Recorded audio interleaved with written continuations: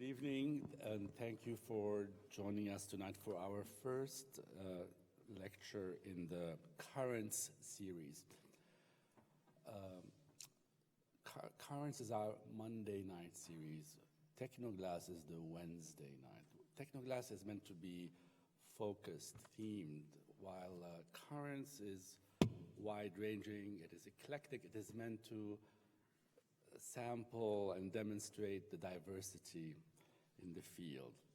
We're delighted to welcome tonight our speaker, Mark Ferguson, who is also actually this term's visiting critic, leading with Professor Oscar Machado, the William Harrison Studio in Classical and Traditional Architecture.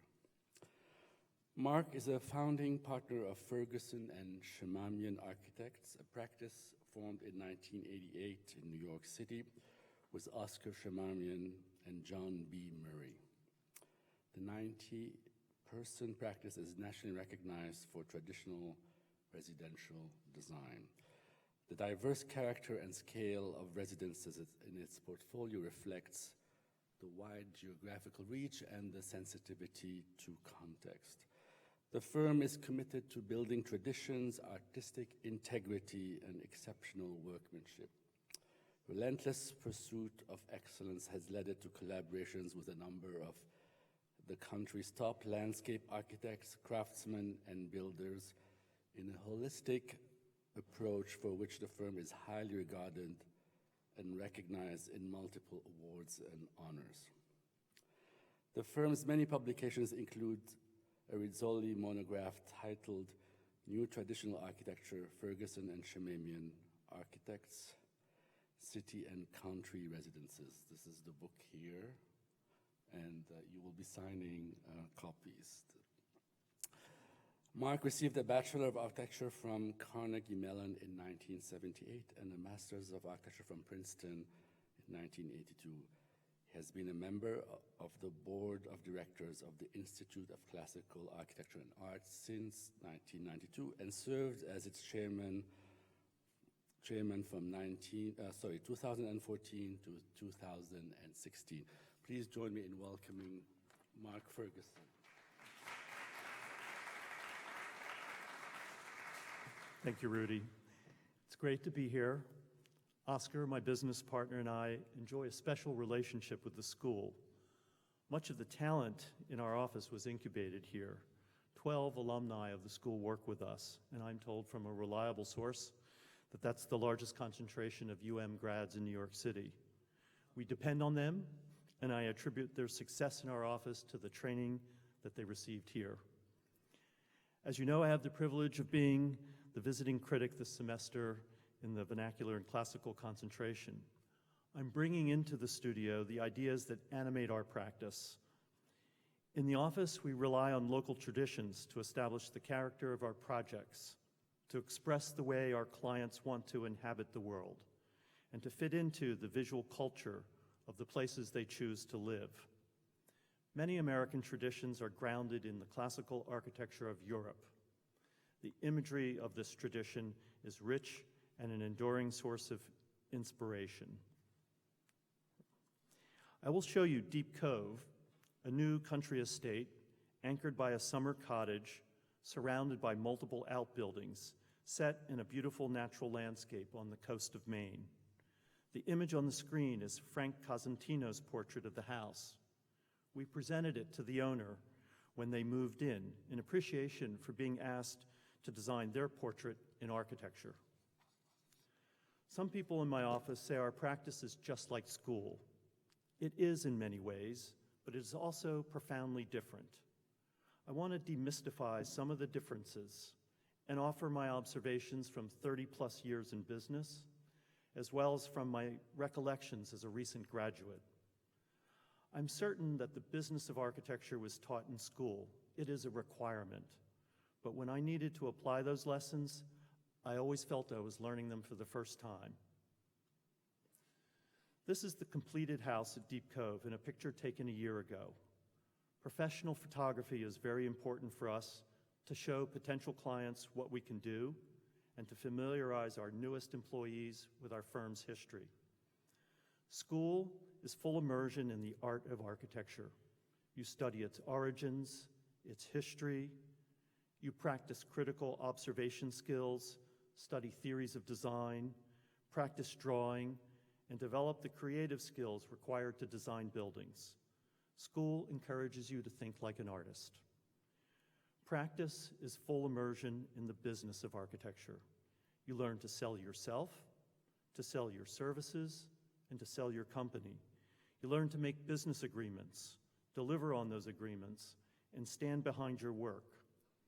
Business teaches you how to keep promises, build relationships, and maintain your reputation. The temperaments required to practice art and business are not mutually exclusive. In fact, they're similar in some important respects.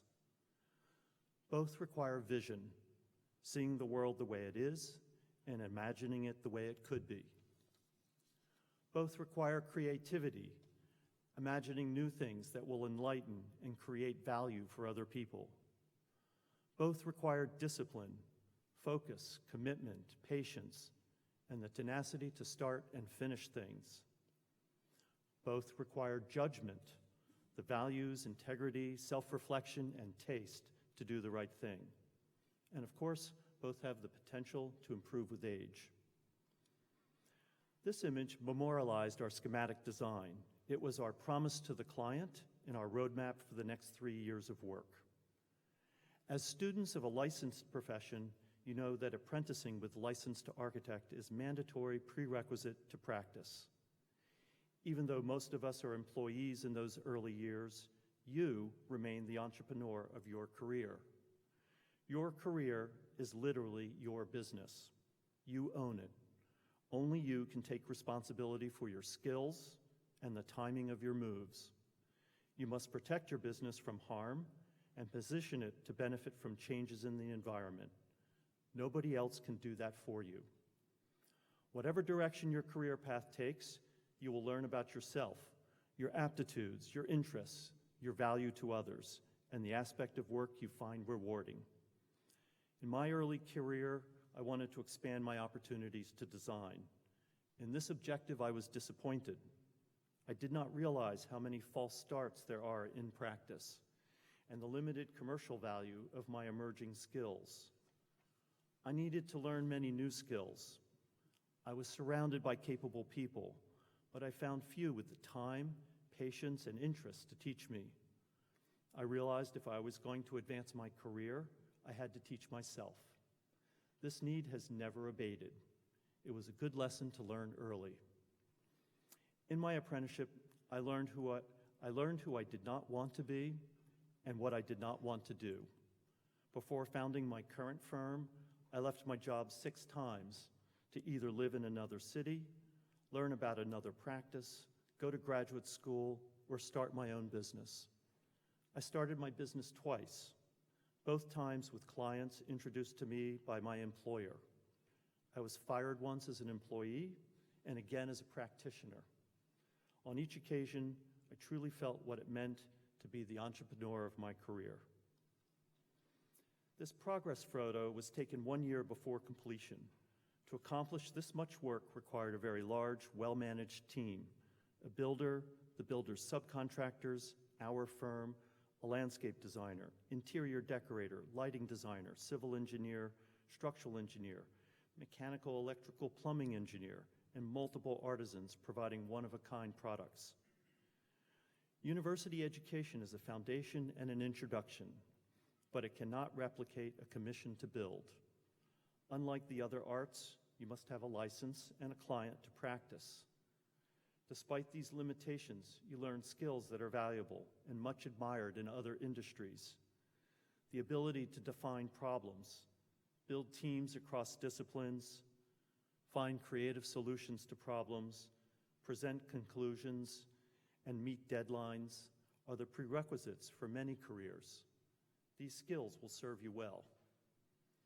In an office, you will be expected to be in command of a broad range of core skills and be able to achieve consistent and predictable results under varying and sometimes challenging circumstances. It's like playing concert piano.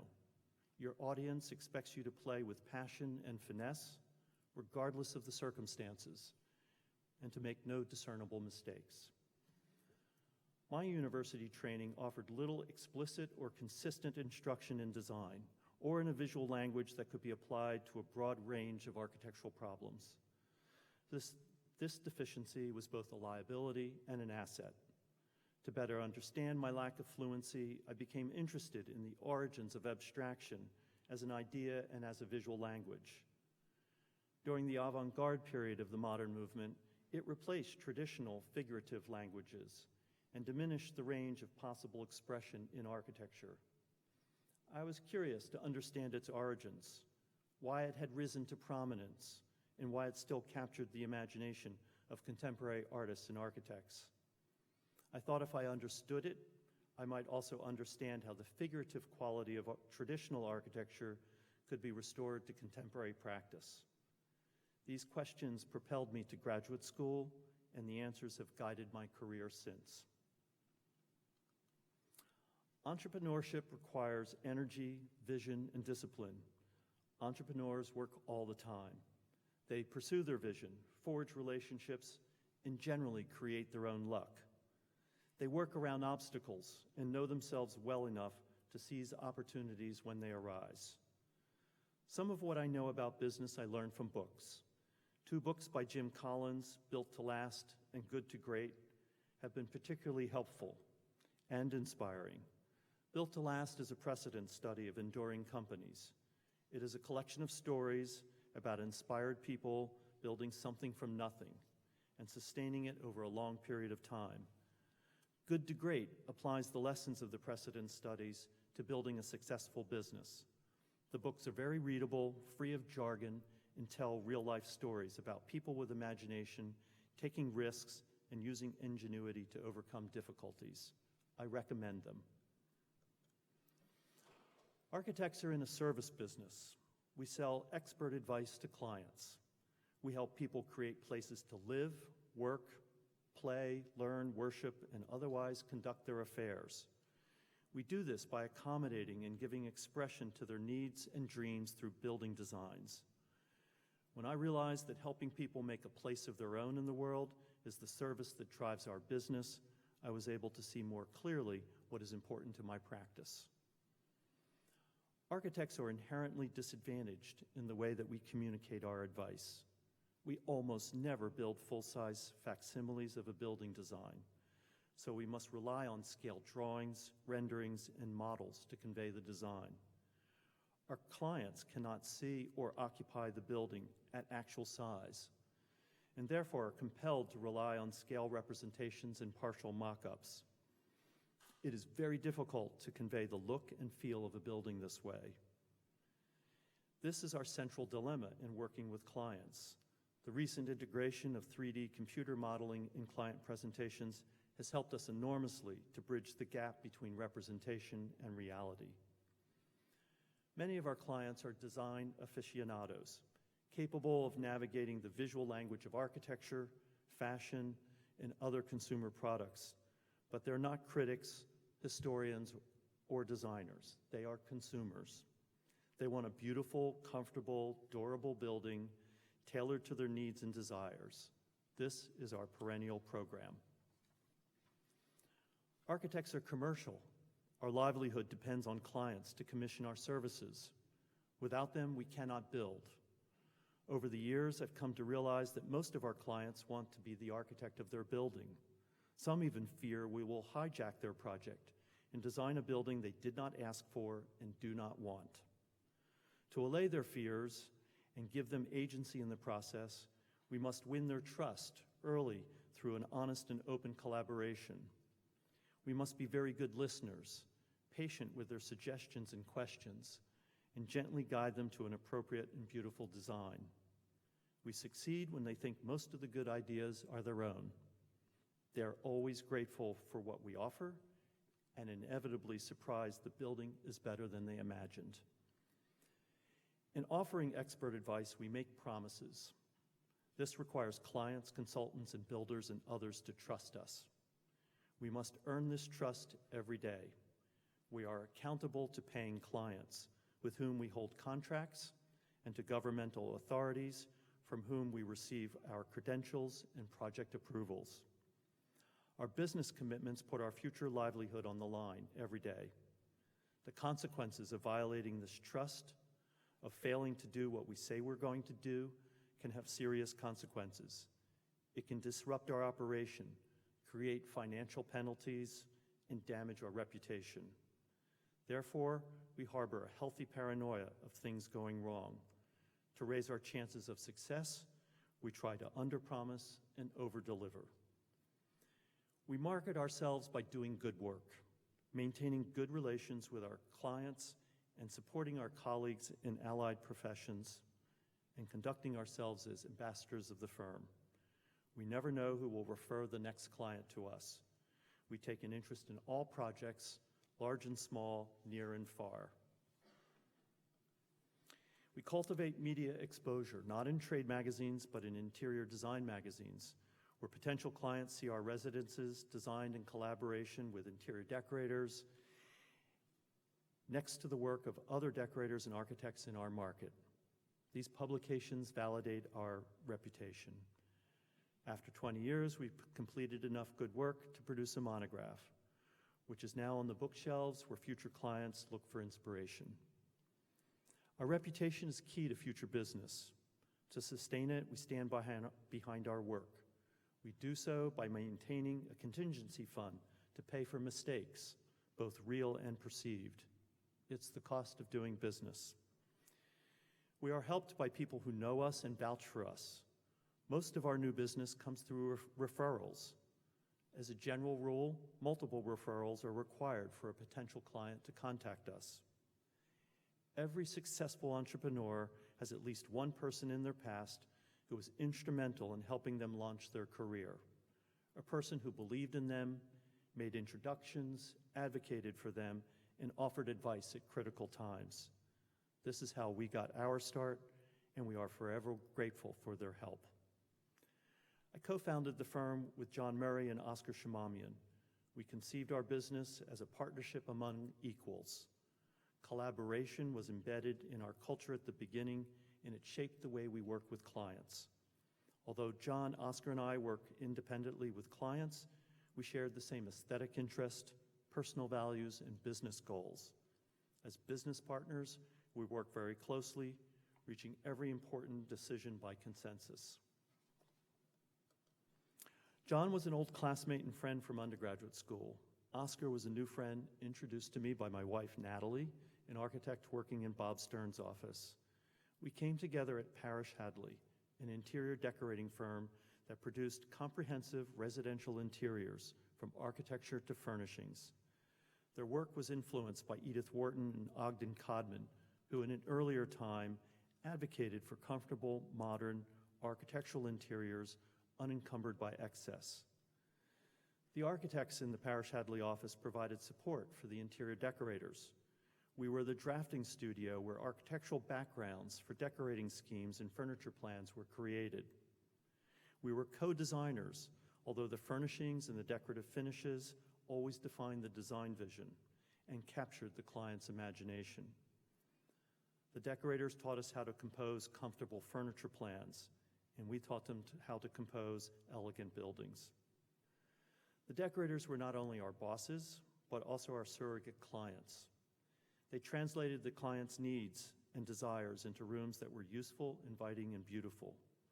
We learned that comfort, luxury, custom fit, and a certain understated taste cultivated by a genteel, affluent, high society clientele were their guiding principles.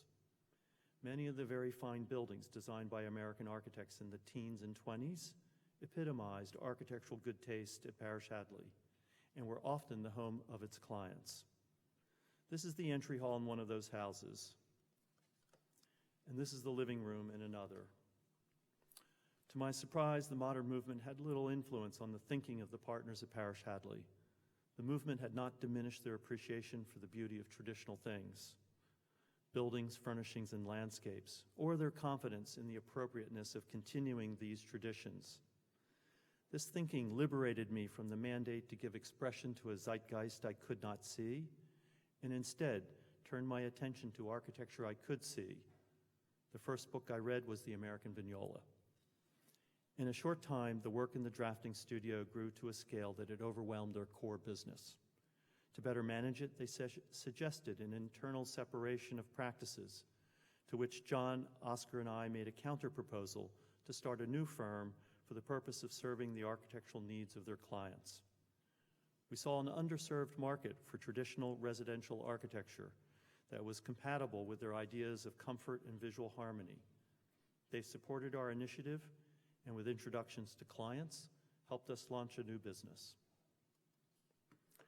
2 years later, we gained modest recognition in an issue of Progressive Architecture, featuring the work of young architects. The magazine published 2 houses designed for a Parish Hadley client who built them on speculation in Greenwich, Connecticut. In preparing this lecture, I was taken aback by a quotation in the article, attributed to me, in which I asserted, "We are not committed to classicism. We're more committed to context, to doing the right thing in the right place." I remember cringing then, and I cringed again, because I had not said exactly what I meant. There was nuance in my thought, but not in my words.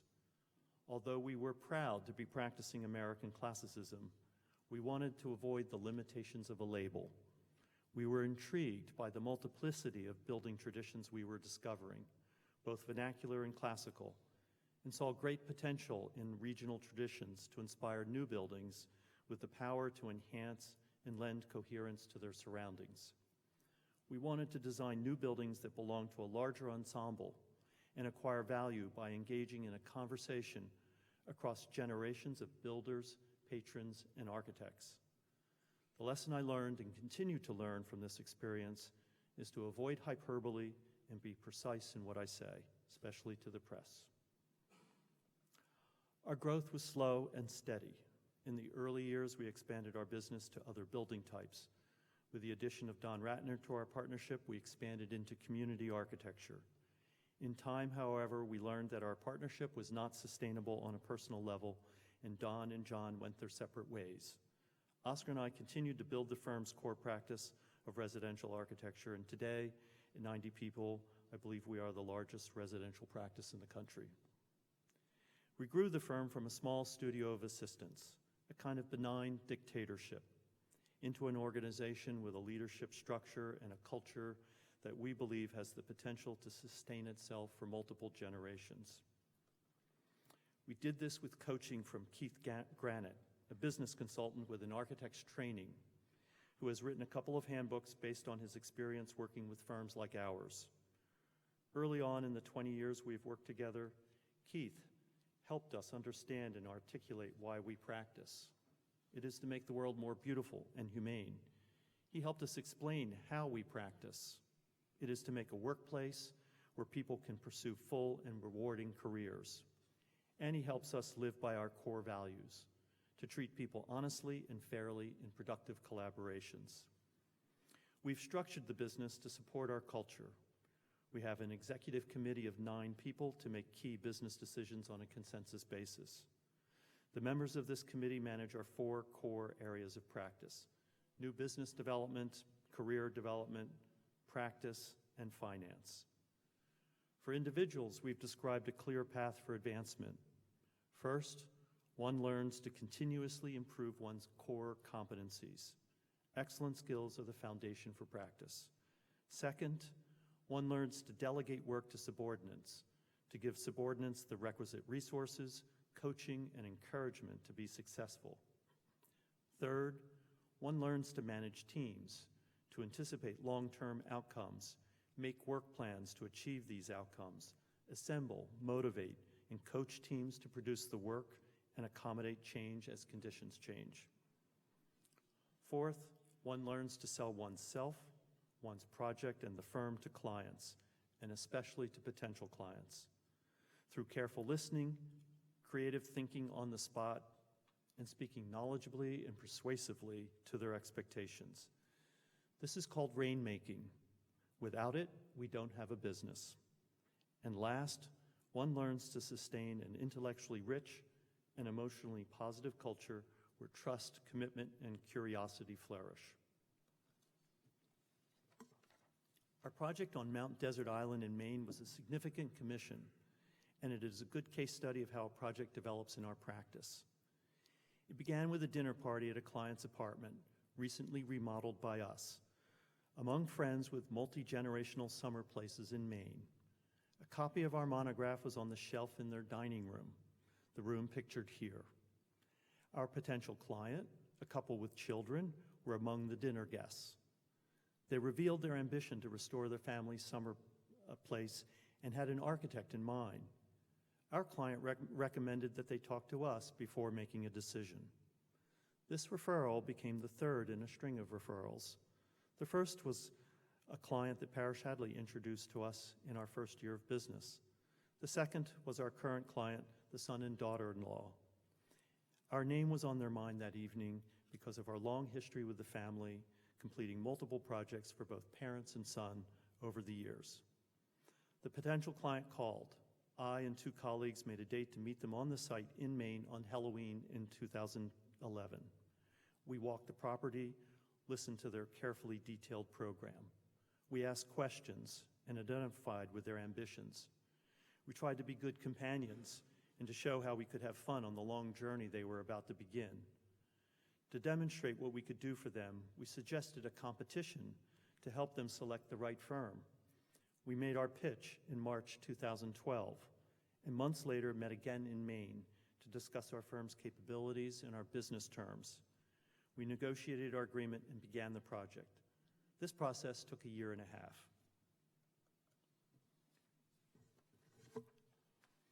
Maine's crenellated coastline, rocky shores, and forested land became a place for summer resorts in the 19th century. Mount Desert Island was first popularized by artists, journalists, professors, and their patrons and friends. It was a place where they could enjoy beautiful scenery and spend time hiking, sailing, and entertaining. They were called rusticators and found lodging with local fishermen and farmers. As more people flocked to the island, hotels were built, and by 1880, there were 30 hotels, making seasonal tourism the leading industry. By this time, prominent families had begun to build significant summer cottages on Mount Desert. Some of these families formed village improvement societies to construct trails connecting the coastal villages to the mountains. In 1901, George Dorr, with others, established a land trust to acquire and preserve land for public use. With a substantial land gift from John D. Rockefeller, the land assembled by the trust became Acadia National Park in 1929, the first national park in the eastern United States. Deep Cove is on the quiet, heavily forested side of the island, opposite the harbor towns on the east side. The site was discovered and purchased by our new client's grandfather. He fell in love with the Cove, a place where the water is warm in the summer months and deep enough for docking sailboats. He commissioned the Boston firm Shepley Bulfinch to design a house. He cleared sufficient land for a house and lawn on high ground. Whoops.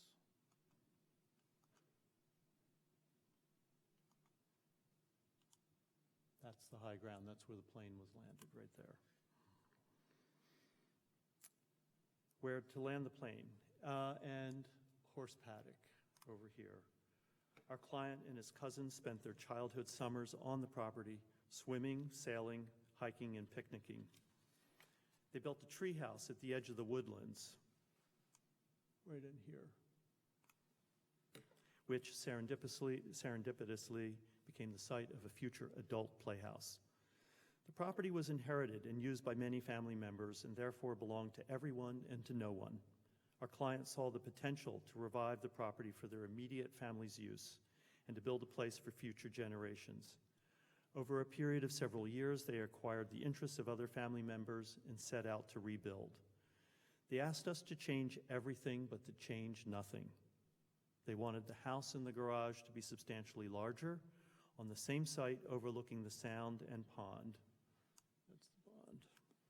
Without disrupting the essential character of the original. They asked for more bedrooms for overnight guests, place for sports and entertaining, and sites for future houses for their children. Over time, their program came to include a pool house, a playhouse, a viewing pavilion, a farmyard, and several other subordinate outbuildings. Let's take a tour of the site as we found it. This is the dirt drive leading from the road to the house. The pond and a maintenance barn are to the right. This is the view from the lawn to the sound looking west. Neighbors often travel by boat back and forth, and of course, the summer sun sets in spectacular fashion over this horizon. This is the view from the lawn looking north to the pond and the pump house on its west bank. This is the site of the future playhouse, with a view northwest to Blue Hill across the Sound. This is the meadow looking south. In the initial phase of our project, the client did not own the far half of the meadow. During our walks on the dirt track around the meadow, the value of this land became clear, and it was later required. This is the view from the meadow to Deep Cove, a narrow alley carved out of the forest to pull up and store the dock over winter. This glimpse of the cove at the edge of the meadow is an exciting discovery. At the farthest south end of the meadow, there was a remnant of an apple orchard that the dirt track wound around on its way back out to the road.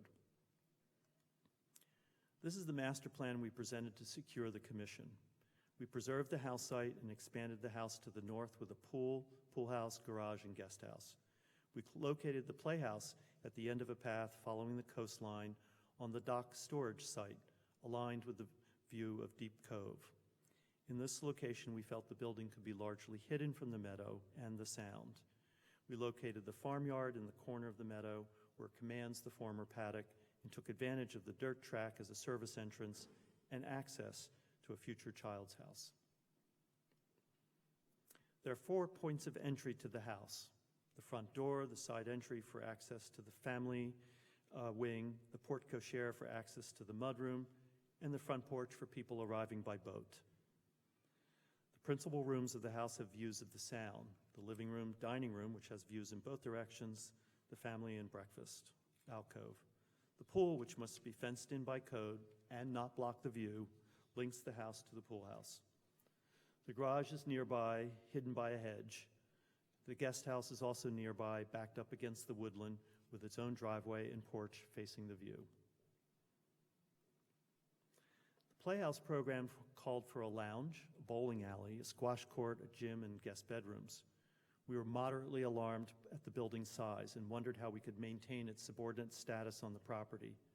To mitigate its size, we created a full basement level open to the view for the gym, bowling alley, and squash court.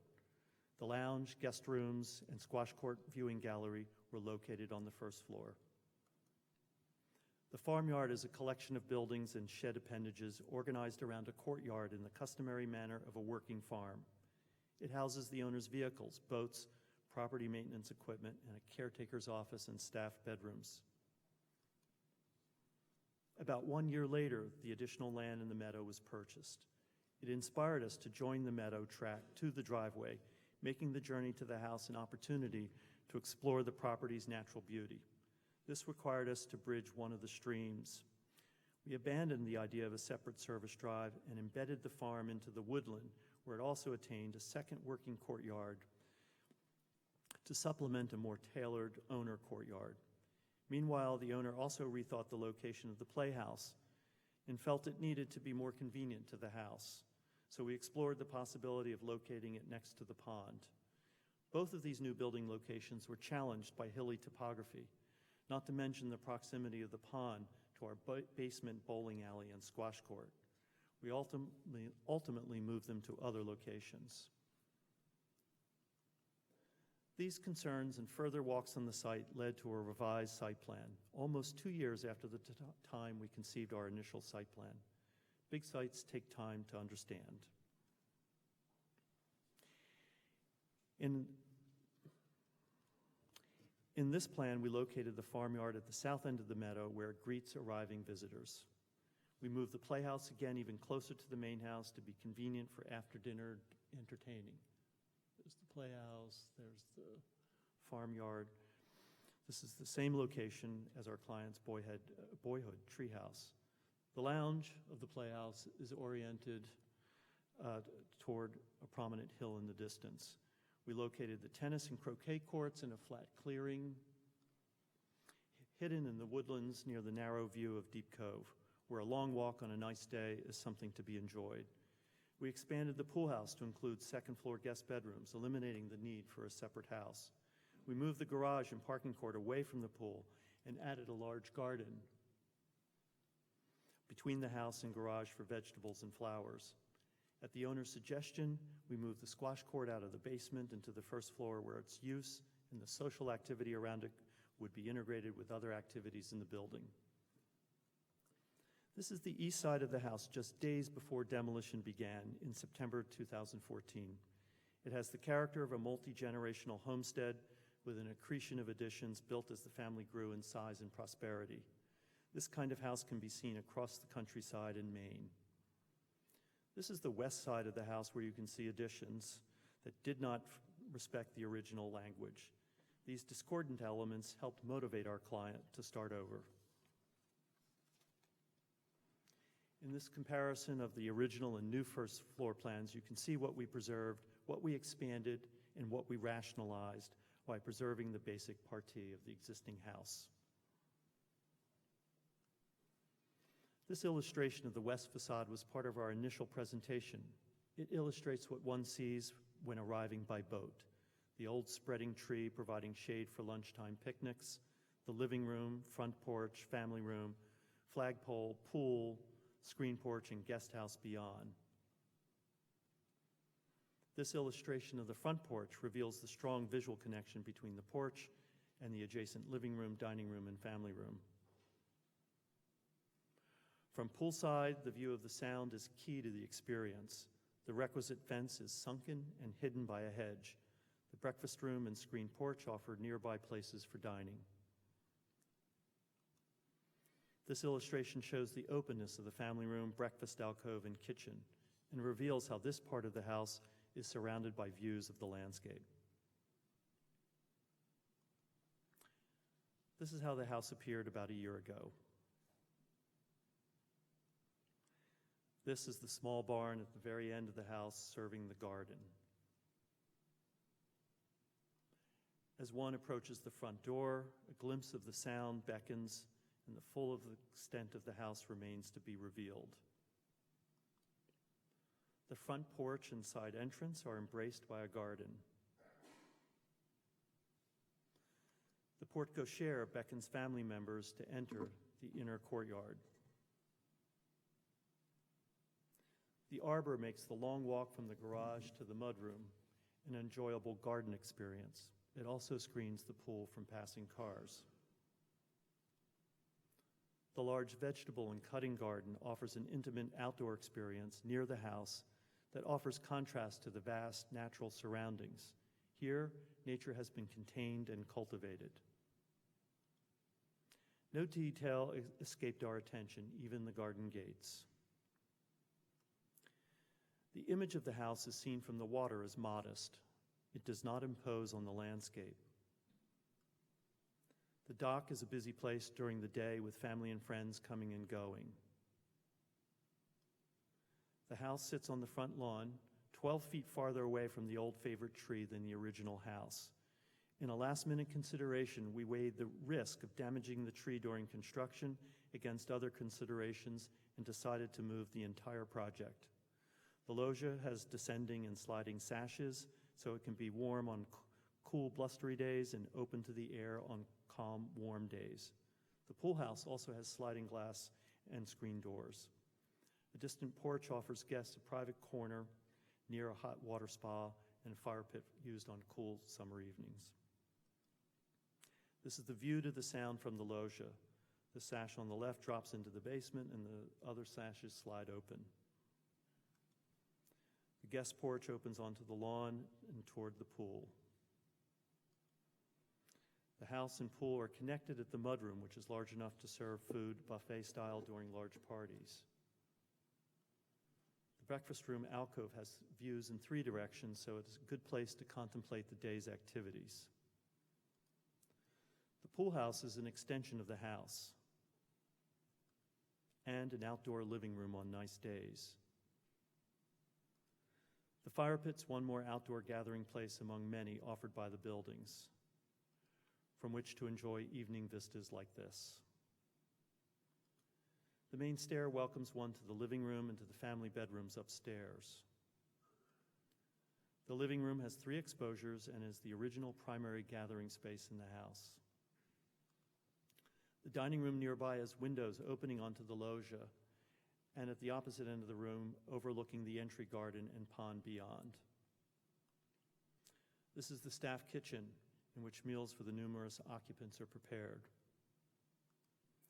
The second floor hall in the hyphen links the main block of the house with the family bedrooms. The mural of a pastoral landscape which decorated the original entry hall was removed, restored in fragments, and framed and hung on this wall. This is a family bedroom with a fireplace, dormer windows, and an adjacent bathroom. The bunk room on the 3rd floor is a whimsical room where one can imagine being at sea. It's been occupied by as many adults as children. A house like this is supported by a sophisticated climate control system with abundant capacity, backup capacity, and tools for monitoring and servicing its performance. Weaving these systems into the house and making them invisible is an important part of our work. This picture was taken on a day of pre-demolition when the builder was removing fragments of character-defining elements chosen by us as necessary for us to remain faithful to the original design. We saved fragments of the hyphen arcade, entry hall mural, eaves, dormer, and mantel.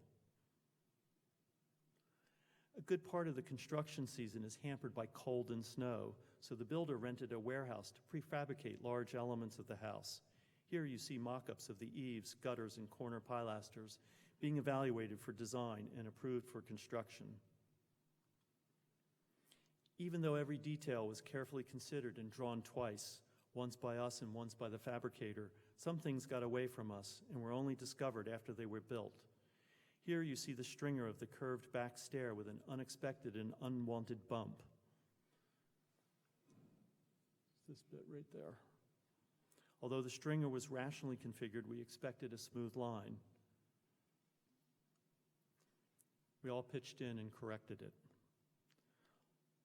Let's take a look at the Playhouse.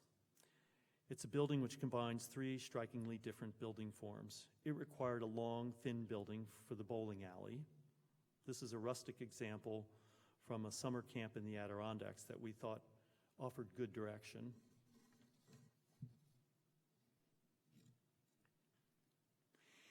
It required a tall rectangular building for the squash court. This barn with appendages suggested a way to accommodate the court and integrate it with other wings of the building. And the Playhouse required a lounge and second-floor bedrooms, essentially another house. Again, we look to the vernacular model of house and barn connected by subordinate structures like the one pictured here. We organized the building with the house and front door at the west end, where the lounge, screen porch, and terrace would be a short walk from the main house, the barn for the squash court at the east end, where it could be entered via a walk through the Woodlands, and the bowling alley connecting them. The gym is appended to the barn in a way that encloses a courtyard. An arriving guest might see the Playhouse like this. Someone going to the Playhouse to work out or play squash might first see the Playhouse like this. The courtyard offers another inward-looking view in contrast to the panorama that surrounds it, and it is a place for outdoor entertaining.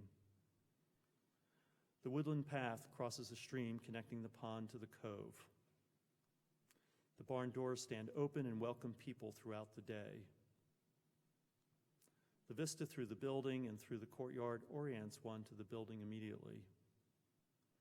The hall to the squash court and gym is a place for art.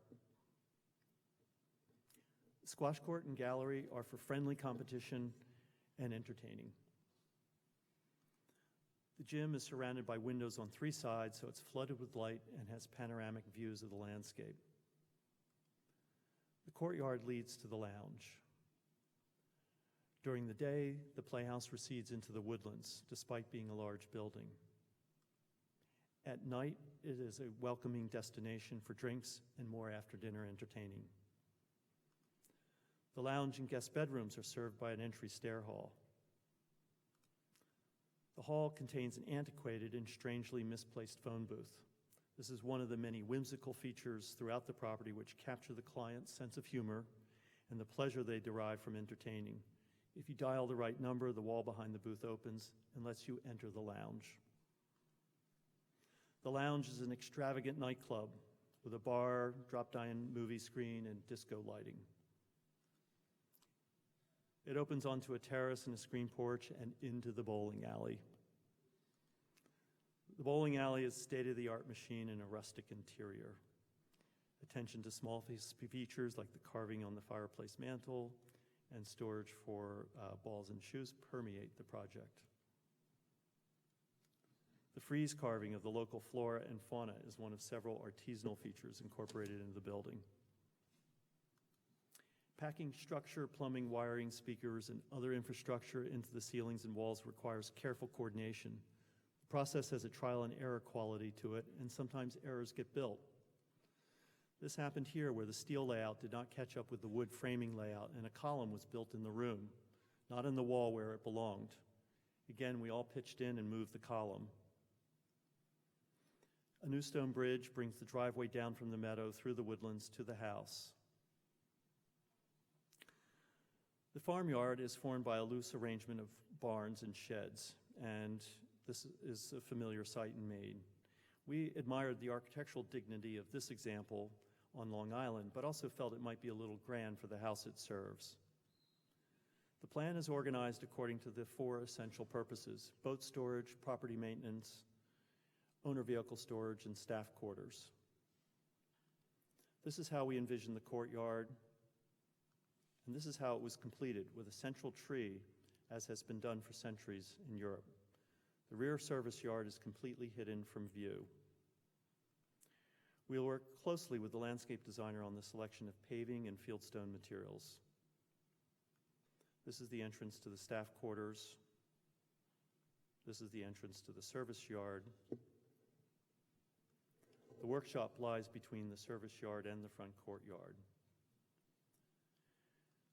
Going deeper into the property, the tennis pavilion anchors a place for both a tennis court and a croquet court. It's a destination for both contestants and spectators.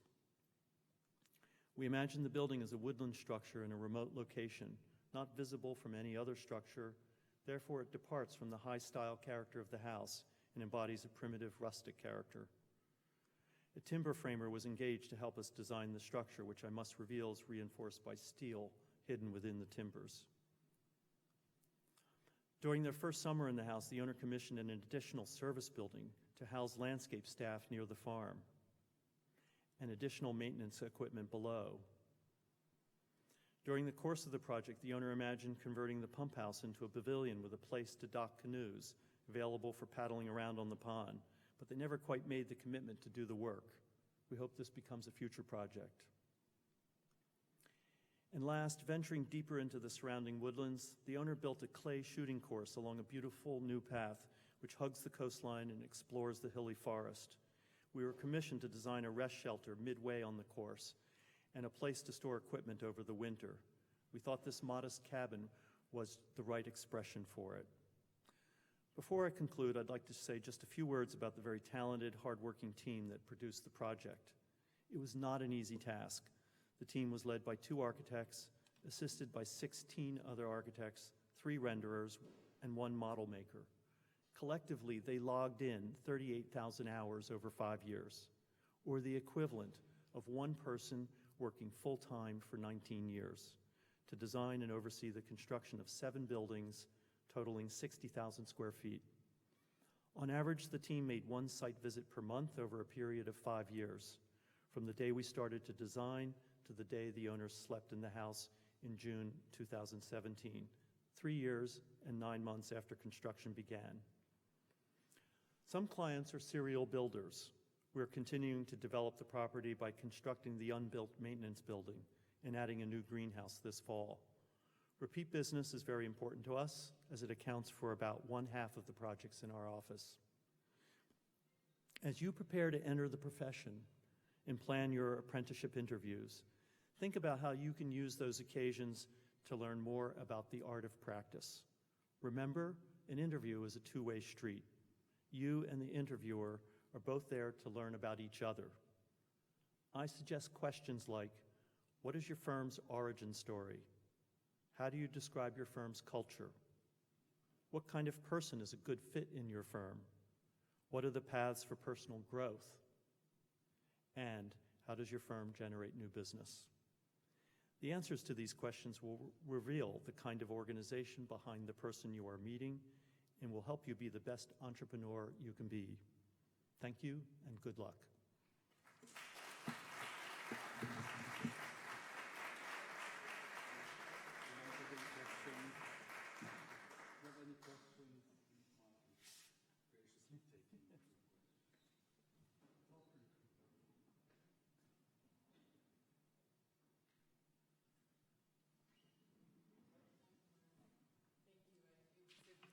Very rare to get, I really enjoyed the presentation. It's very rare to get such a kind of candid description about the way in which someone works through the art of practice. So I wanted to maybe probe a little bit more and see if you could say something about the dynamics of having two partners and how that plays out in the firm. I mean, historically, there are some firms where the roles are very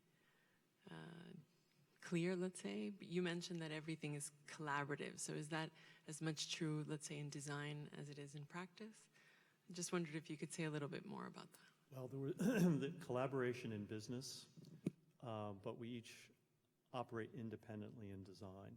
So that probably makes it a little bit easier. I felt that the number 3 was a really great number because it meant that if there was dissent, it was the two were obligated to persuade the dissenter.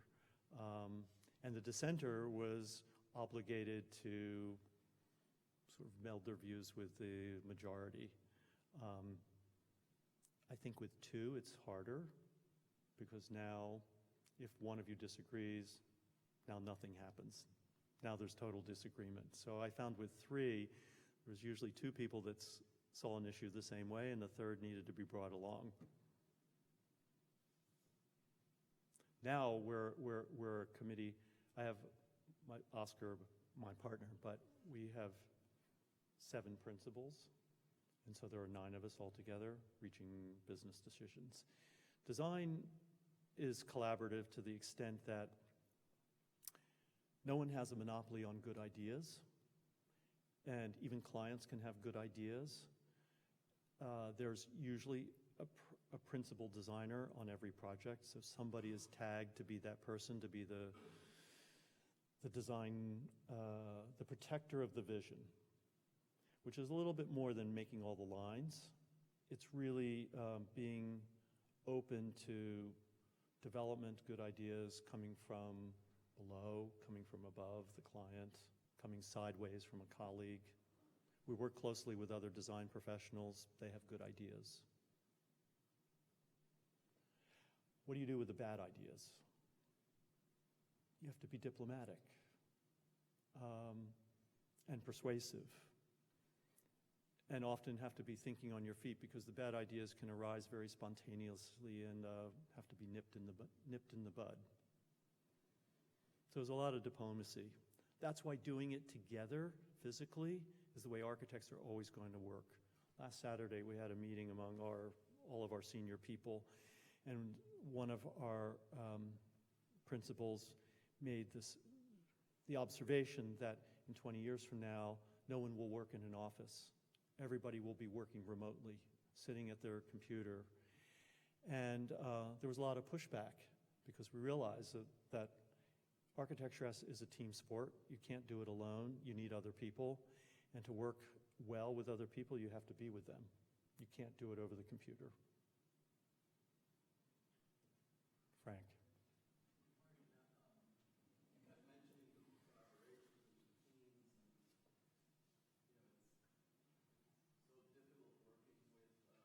So many different people on projects like this, as well as the allied professions and so forth. But how, nowadays, how early on do you actually, or do you work to formulate that kind of team with all the different folks that would be working on projects with you all? That's a great question because I think it's customary for the architect to be the first one hired, and the architect takes the lead in bringing in all of the other consultants and designers. And usually only after you've completed the schematic design, once you've set the vision for the project. We work differently. We encourage clients to assemble the entire team, including the builder, on day one, so that everybody hears what the goals are, everyone participates in refining those goals. Everyone realizes that it's a group effort and that they all depend on each other to be good at their job. Nobody looks good if somebody else falls down.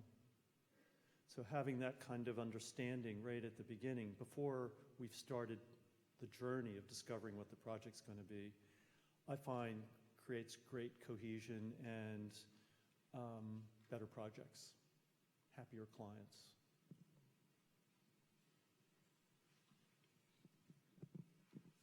Richard. Mark, thank you for that really extraordinary talk, because it's so rare to be taken through in such depth a single project and all aspects of doing it, particularly so much about the sort of business aspects and even the way in which you put the development is interesting. I have a very, very specific question. I remember bringing the students from the Institute's summer program to visit your office in 2002. I remember. I remember that you had your own interior design department. Do you still have that at Ferguson Shamamian, or have you, the way you talked about it suggested that you were more familiar with working with outside firms? Particularly considering your background in parish handling. Right. Well, it was a moment of time where we had a client who needed that service, and we had a senior employee who was able to provide that service. It's not something that Oscar and I have ever aspired to do, so we didn't take it on as our own. And it's not something that we cultivated as a long-term business objective. We actually felt that clients were better served, and we did a better job if they had freestanding design professionals, that it wasn't all embedded in one office, that there is something that happens in that back and forth between people with similar but not exact matching ideas, and that our work got better, the decorators' work or the landscape architects' work got better, and the client had better service because they had three smart people rather than one smart person. It's important that there be a certain degree of like-mindedness, and maybe even more important, that there's a friendly relationship between those designers, because these things can devolve, and I'm sure often devolve into relationships which are dysfunctional and unproductive. And I've been fortunate because most, if not all, of my collaborators have come to the project with very similar values, very similar aesthetic interests, very similar way of approaching the client. So where we might have differences, those are insignificant compared to, you know, the things that we have in common. Rudy. With the climate change and various other environmental challenges on everybody's mind, I'm imagining that some of your clients come to you with concern about the environmental impact of buildings. So I'm wondering if you have any thoughts about how traditional building practices are suited and very effective in addressing these concerns. That's an excellent question. So I'm going to tell a bad story. So I had a client come to us, big house in Palm Beach. It needed to be renovated. They had children of an age that were really concerned about environmental issues and begged their parents to do something that would be environmentally sensitive. So I suggested things like ceiling fans, insect screens, doors and windows that could be opened, a drying yard for the wet laundry. Our client said, no, we'll have nothing to do with that. They rolled out some solar stuff on the roof. You know, climate change is a real problem. We build a lot of buildings out of wood. Wood is a good material. There's a great op-ed in today's New York Times. The way we think about it in the office is our pledge to clients is that we're not going to poison them. So we're going to avoid building materials that are toxic. I say it should be, when we go to a restaurant, we don't expect to leave feeling sick. So it's the same thing. If you use a building or live in a building, it shouldn't make you sick. So that's the first thing that we're attempting to do.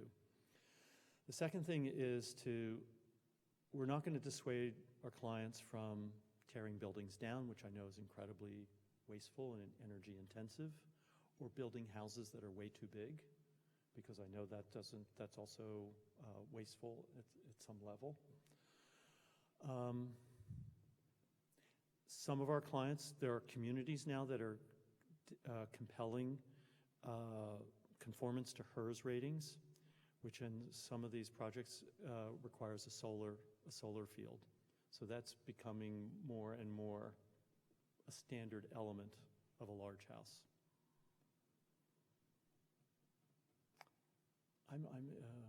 My business is a tough one to take on sustainability.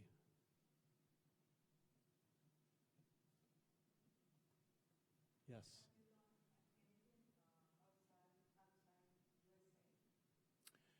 Yes, Canada, the Bahamas, England,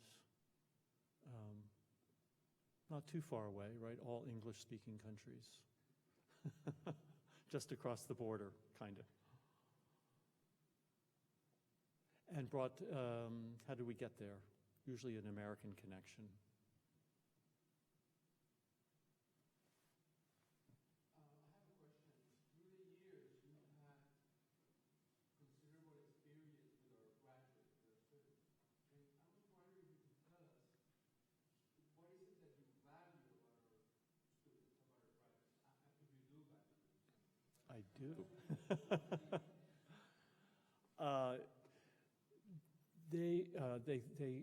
They're hardworking.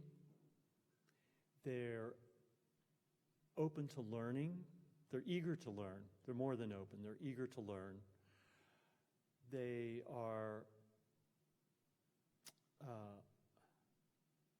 confident. So they're willing to undertake things that they haven't done before, that they might fail at, but they're willing to take a chance. They have eclectic interests. They have eclectic aesthetic interests. They're young and they have a lot more energy than I do.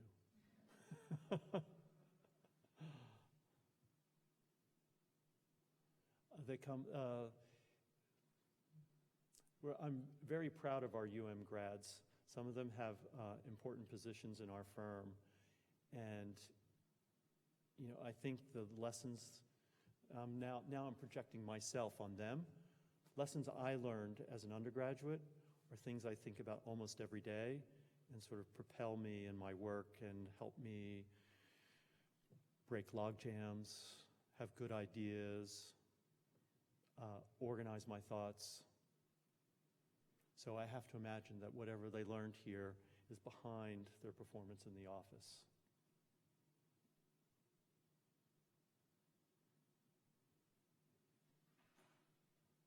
Final question? Last question.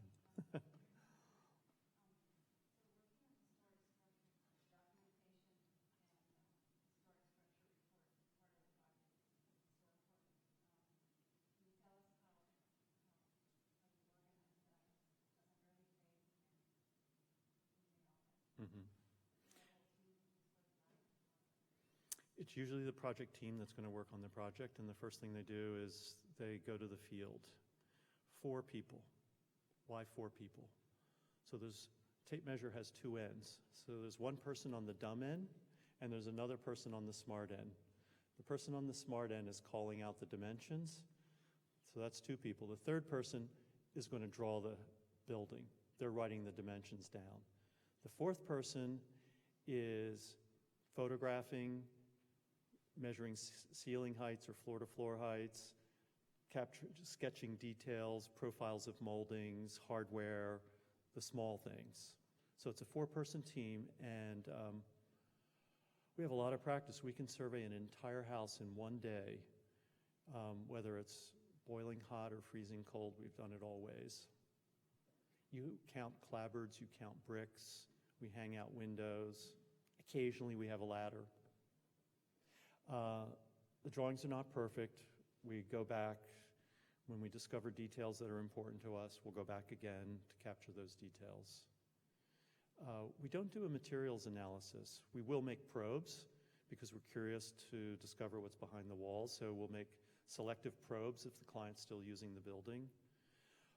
If not, and there's a way to take the skin off the interior so we can see everything, we'll do that initially.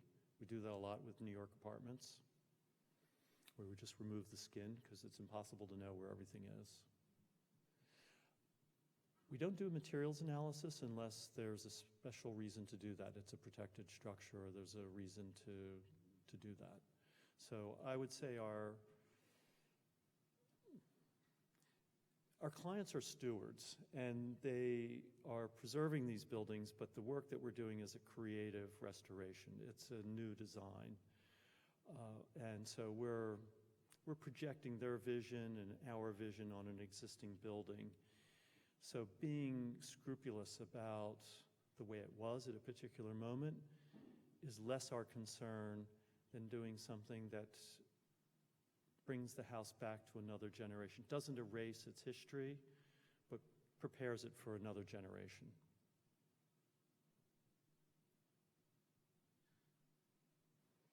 Okay, thank you. You've been a great audience.